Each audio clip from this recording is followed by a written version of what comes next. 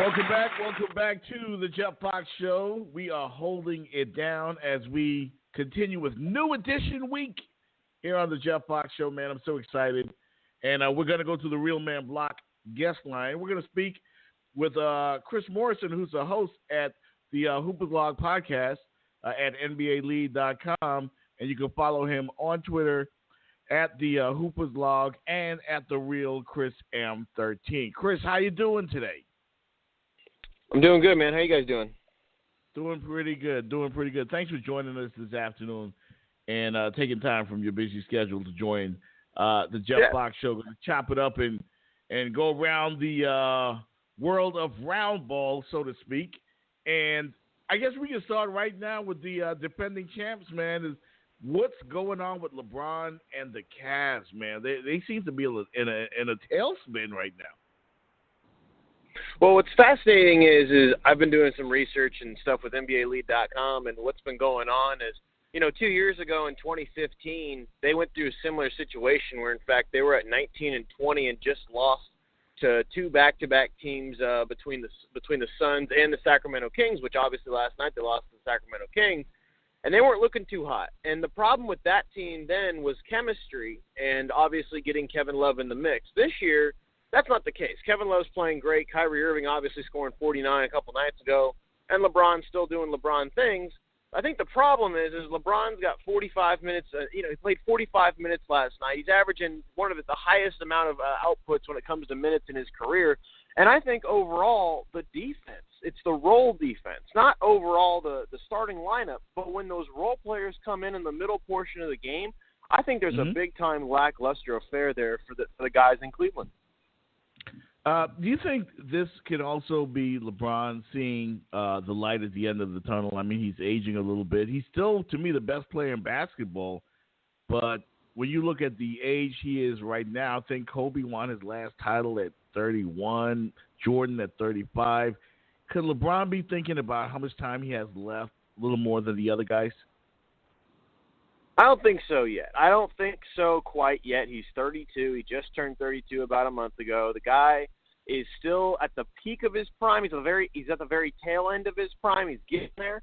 But I still think this guy can carry his team to what they're doing. Look, they still are 30-14, 30-15 on the season. They're still playing great basketball in the Eastern Conference, which, granted is struggling at the top with Boston and Toronto. I don't think he's looking at that. I think he's still in that mode that LeBron's been, for the last 2 years with Cleveland, trying to get back to a title. I mean, I think if he was looking at his lifespan so far as a career, I think he wouldn't have the kind of fire and determination he would firing back at the front office like he has. We're talking with Chris Morrison from Hoopers Log at NBALead.com. Chris, continue with the Cavs for a second, man. I like this team. I like what they did during the finals last year. I became more of a LeBron fan, watching the way he played when they lost the first time to Golden State. And I'd never seen a guy, put that type of effort into a series before. And I thought LeBron James basically won me over with that performance. Looking at the rest of the team, what would you do now if you were in that GM front office? Would you shake this team up and consider Melo? I think Carmelo Anthony is an interesting look. I mean, we all know the dynamic between him and we all know the dynamic between him and LeBron and them all being friends and whatnot. I think the circumstance with the Cavs right now is a shakeup would be more of picking up a guy like, LeBron mentioned a playmaker. I think the one thing they need to look at actually is picking up a maybe not so far a playmaker, but a guy who can come in and play like a Matthew Dellavedova, which I think Matthew Dellavedova was a huge key contributor off that bench as a playmaker and as a guy who can get dirty and play dirty. And I think they need a guy like that. They need a guy who's scrappy, a veteran-type guy who's willing to just come in and play tough minutes.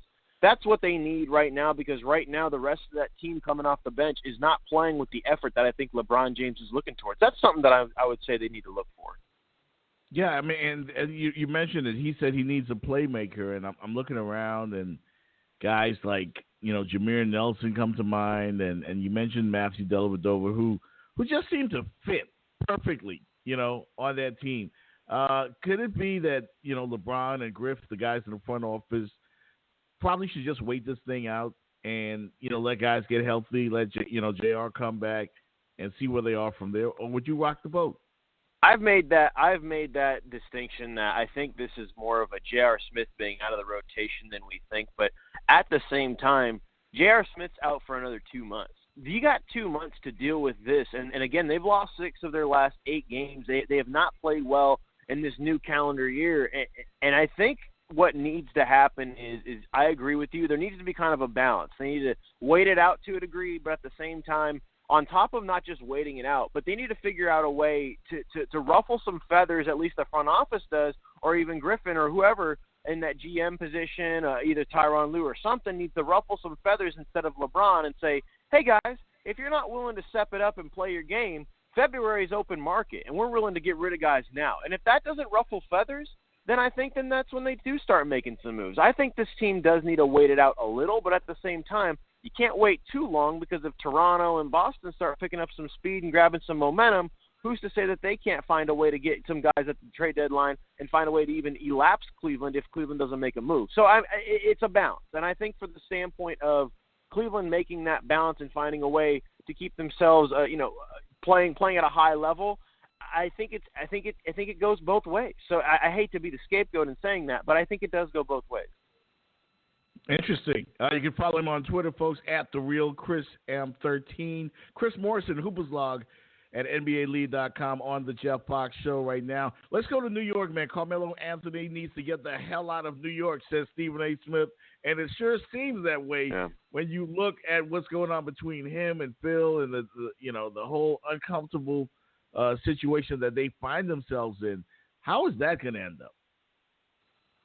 I think the situation with Carmelo is very interesting from the standpoint of we have, Phil Jackson and Melo have gone back and forth about how, Melo wants to stay, but Melo's also talked about how the right option will be made if he wants to be moved, or if he wants to go anywhere, he wants to go where he wants. I think what's going to happen is one of two things, 3 things actually. Either Melo's going to be moved based upon an equal trade, or Melo's just going to be dumped onto a team that he wants, but for little value in return, or the Knicks are just going to find a way to get rid of him and pay him out. I think he's, like you said, he's going to need to go at some point, but you also have to factor in, and I've talked to a couple Knicks insiders lately, and a lot of them have said, look, there's a stronghold in New York about how Carmelo Anthony, there's a lot of people who love him and a lot of people who adore him as a player, as a guy who's from New York, and it's tough to get rid of that crowd on top of those who agree. I think we all agree that it's not working in New York with him, and considering the pieces around him, you look at the situation there with, the pieces around him are flourishing and getting better, but since Melo is not working in his role there, he's got to go, but how? And I don't think we ultimately know what's going to happen. We obviously heard about Kevin Love and what's going to happen with that situation and how the Cavs declined that scenario, but then how else are the Cavs going to get him, and how else are the Clippers going to get him if they're not willing to give up a big piece as well? So it's really up in the air when it comes to the Carmelo situation in New York. Just staying in New York for a second, I love Phil Jackson, the head coach. I don't love Phil Jackson, the front office guy. Why do you think that is?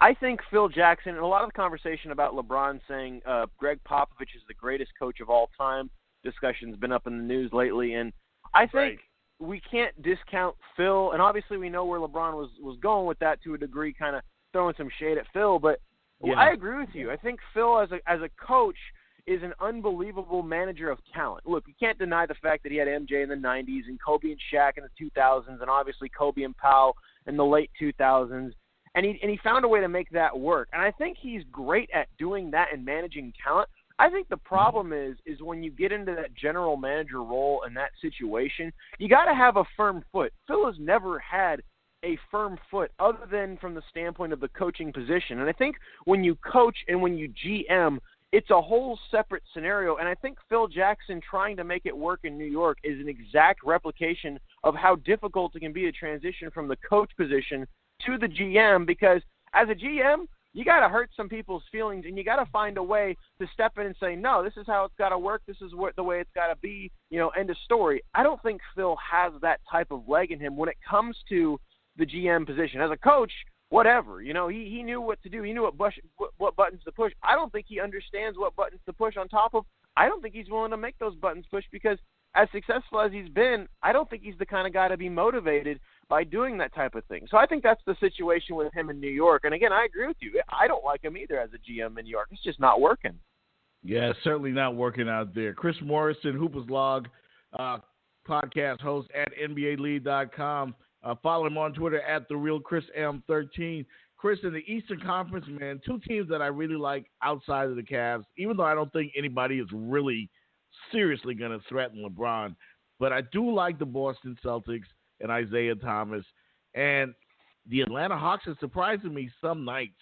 I mean, they really, really look good, but I don't see a threat to Cleveland. But outside of those two teams, I mean, I find them somewhat interesting. Do you? I think the Atlanta Hawks are a team that are in transition, and the Hawks are kind of like the San Antonio Spurs of the Eastern Conference as of the last 10 years. They've made the postseason 10 years in a row. They've been sensational. The thing is, though, is that I think they're going to be in a state of transition where they're going to be able to make the postseason, but they're not going to be competitive in the East. And I think that's saying a lot considering you got teams like Washington and, like you even said, Boston, Toronto, are just a step ahead of them. Boston is one of those teams, and I've been a part of CLNS Radio in the past through Blog Talk Radio, so I understood, with you going through the technical difficulties a minute ago that I totally understand. But with CLNS and in Boston, they have had the same issue for the last 2+ years. They have everything you need. They have the momentum. They have the chemistry. They have the pieces. They have the coach. They have even Isaiah Thomas who can pick them up at times. The problem is they do not have a go-to guy in the clutch. Now, you can make the case that Isaiah Thomas has been that guy this year, but let's be honest. When you get to the postseason and the game gets more physical, do you really think a 5'9" Isaiah Thomas is going to be able to drive the rack without getting hammered every single night in the postseason? I don't think so. And I think one of the options that have been mentioned, as we just mentioned Carmelo Anthony, is if Carmelo Anthony went to the Boston Celtics on a correct terms and maybe some picks and some moves down the line, that's when the Boston Celtics become a legit threat in the Eastern Conference. But for now, they're still that one piece short, and they've been that way for the last 2+ seasons as they've competed in the Eastern Conference. Now, on the Western side of things, the Golden State Warriors just were here in Miami, got upset by the Heat. But I went into the Warriors locker room, spoke with a few of the guys. I sensed a bit of arrogance, the team being a bit arrogant, in my view. And I kind of like that. They got the swagger of a champion. The chip is on their shoulder. But they're not the same likable team that they were a while ago. Do you think they're kind of turning into the villains that the Miami Heat were a couple of years ago? I think it's a little different. I agree with you. They are turning into that villain. But I think it's a little different from the Miami perspective because they are definitely likable. They're good guys. Steph Curry's a great guy. Klay Thompson's a great guy. Kevin Durant. But the thing is that compared to Miami was more of a real villain from the standpoint of nobody liked LeBron going to Miami, at least majority of people. And then you also had Chris Bosh and Dwayne Wade all teaming up. They're all buddies. That was a little different.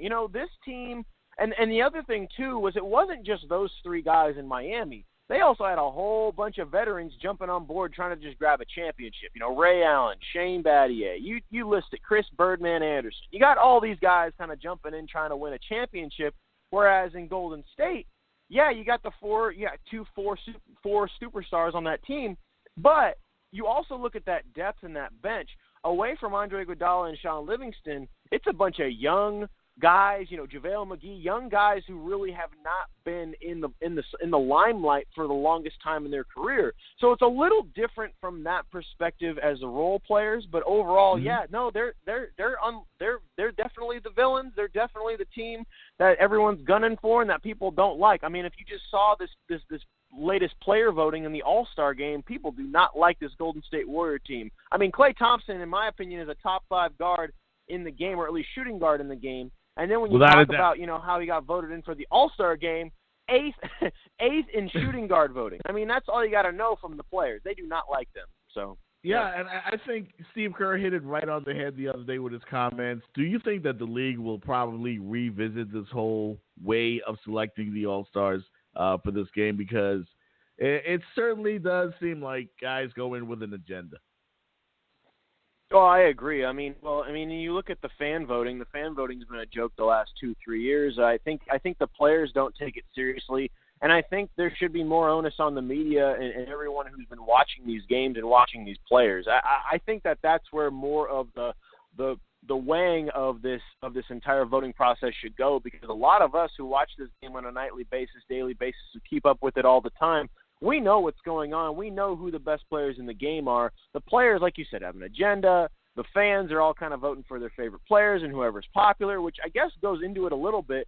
But Dwayne Wade is not – look, Dwayne Wade's been having a great year this year. But over the last couple of years, Dwayne Wade's been a guy, as we all know, who's kind of on the mend, and a guy who's near the end of his career from the standpoint of playing great. And Kobe – look, I mentioned this on my show the other night. Kobe Bryant got selected to 18 All-Star games in his career. Think about that. How many times did Kobe Bryant actually not deserve being an All-Star but got voted in because the fans love him? And that's fair. Yeah. But at the end of the day – there were 5 years in his career that I can easily sit there and say he was not an all-star, and 3 of those years he got in because he was just Kobe. And that's just not how the all-star game should be selected. These type of things dictate how guys get Hall of Fame voting, how guys get in, how guys are perceived later on over time. I mean, these are kind of big things from that perspective. Overall, in the grand scheme of things, it's not the end of the world, but at the same time, it is kind of a legacy writer. So I think it should help. We should definitely get it fixed to some degree. So, yeah, I agree with that. Chris, is there a gray area? Because I've heard the same thing in Major League Baseball when guys like Derek Jeter got voted into the All-Star game when they probably shouldn't have been. It is a fans' game, is it not? And should it remain that way, or are we going to give guys, credit based on their qualifications? I mean, it seems like there's a gray area there somewhere when it becomes either the fans' game or the players' game. Where do you make the distinction? Well, the one problem in Major League Baseball is that they make the All-Star game so indicative of what happens in the World Series. It's just ridiculous. But I think at the same time in basketball, what it's turned into is it has turned into a fan showcase, which is what it should be. And I think that's where, yes, the fan voting should come into play. But the problem is there's so much of this thought process behind how these fans vote. You saw Zaza Pachulia get so high in the voting. That's where you say the fans are hurting themselves. I mean, I don't know how you can have a guy like that voting or being up there at the top when he's not even close to being an all-star level guy. I mean, that's when you start to say, look, the fans, you're starting to hurt yourself from the perspective of, you want to see the fans voting, you want to see the fans have their guys in the all-star game. But at the same time, you want to look at the guys who are qualified at getting in because they're the most deserving. And sometimes guys who have come out of nowhere, like I'm not saying Kemba Walker's come out of nowhere. We all know who he is from what he did at Connecticut. But from the standpoint of what he's done this season, he is definitely in the conversation for being an all-star selection, yet the fans won't vote for him because he's not in a glamorous market. That's an unfortunate circumstance. That should not be the case. He should be at least in the conversation and not be just put out to pasture because he's just so where we should have majority of it be. Yeah, absolutely, man. I have enjoyed this conversation. He is Chris Morrison, folks, host of Hoopers Log at NBALead.com. Follow him on Twitter at TheRealChrisM13 and at the Hoopers Log on Twitter. Chris, thank you so much, man. We will do this again. You were fantastic, my friend. Yeah. Thanks, guys. Have a good one, okay? All right, man. Appreciate you. Thanks for joining the show. Chris Morrison. That's right there.